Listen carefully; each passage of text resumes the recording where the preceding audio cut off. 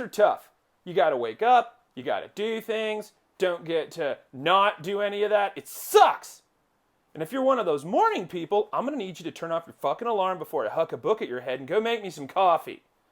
It turns out science favors the night owl chronotype across the board.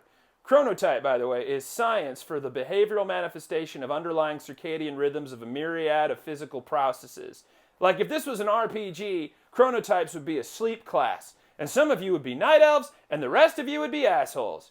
Back in 1998, a pair of heroic epidemiologists from Southampton University challenged Ben Franklin's goofy ass for claiming that early to bed, early to rise makes a man healthy, wealthy, and wise for the British Medical Journal, or BMJ if you're nasty.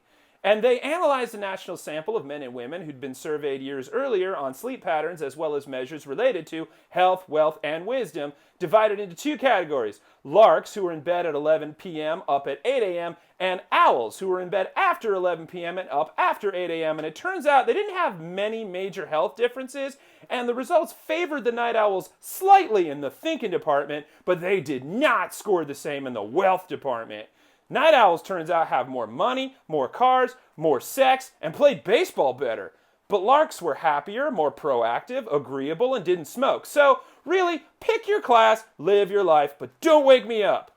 And in the event that I do get up and you want to engage me, the best course of action is to make me breakfast. Who doesn't love breakfast? You got your salties, your sweets, your hot black coffee that I would literally be in prison for murder if I ever ran out of. It's essential. In America, you got your cold cereals, breakfast meats, you know how it goes. Eggs, toast, bacon, muffins, waffles, donuts, probably a croissant, and that's just for me. Breakfast Sammies are huge in the States. Egg, cheese, bacon, or Taylor ham if you're in New Jersey. And if you're on any of the East Coast areas, you can't survive without a bagel. That's science. But how does the rest of the world do it? Well, jump in my hot air breakfast balloon and let's find out! Ooh. Breakfast around the world. The word breakfast is Old English, and it literally meant to break the fast after sleeping. But it used to be called Morgan meat, which sounds like a delicious thing to eat for breakfast. Italians are friggin' busy, so for colazione, they slam espresso or a cappuccino with a cornetto filled with Nutella. And if that's not sexy enough, try the sfogliatelle. It's got cheese in it. Speaking of cheese, in Brazil, lunch is a little more important. So at Café de Moya, you'll probably nom on some pão de caixa or a nice bol de fubá, which translates to fucking delicious cheese bread like the cheddar biscuits at Red Lobster with your fruit, meats, and coffee.